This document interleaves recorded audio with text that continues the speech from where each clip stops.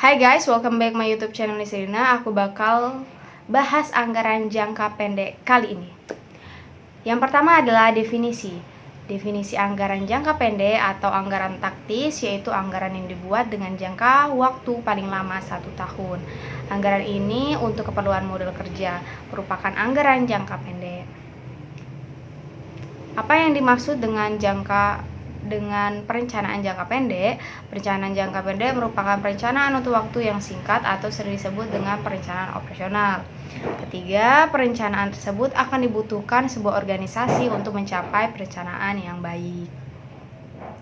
Apakah anggaran dapat bermanfaat dalam perencanaan dan pengendalian jangka pendek? Anggaran merupakan alat penting untuk perencanaan dan pengendalian jangka pendek yang efektif dalam organisasi. Suatu anggaran operasi biasanya meliputi waktu 1 tahun dan menyatakan pendapatan dan beban yang direncanakan untuk tahun itu. Anggaran merupakan pedoman tindakan yang akan dilaksanakan perusahaan atau organisasi mengikuti rencana, pendapatan, belanja, transfer, dan pembiayaan yang diukur dalam satuan uang yang disusun menurut klasifikasi tertentu secara sistematis untuk suatu periode. Dalam penyusunan anggaran perlu dipertimbangkan faktor-faktor sebagai berikut. Yang pertama, pengetahuan tentang tujuan dan kebijakan umum perusahaan.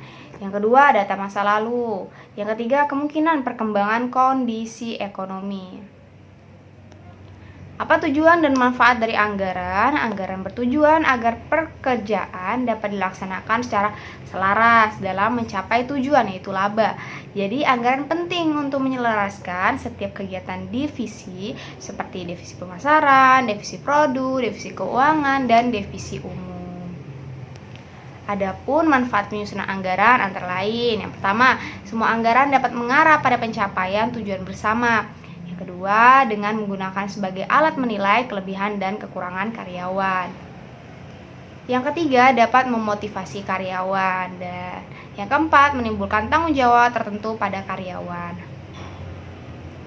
Dengan adanya anggaran tersebut, perusahaan dapat mengetahui apakah segala sesuatu yang direncanakan oleh perusahaan dapat dijalankan dengan semestinya.